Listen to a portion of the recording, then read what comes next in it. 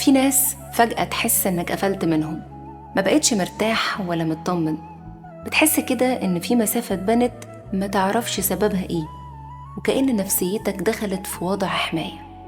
بعد فترة تتفاجئ إن الموضوع ما كانش موقف، وتكتشف إن كان في استنزاف عاطفي، وإن روحك بتتسحب منك واحدة واحدة، موقف صغير على موقف صغير على موقف صغير، لحد ما يجي موقف بسيط بيعمل لك إيقاف كامل.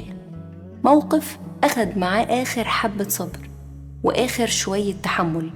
ساعتها الناس دي ما بتنزلش من حياتك، هم بيتنقلوا من القلب للعقل، من الأمان للحذر، من التلقائية للوعي الزايد. فالعلاقات ما بتموتش فجأة، هي بتمر بمراحل كتير لحد ما نوصل لمرحلة ما بقتش فارق.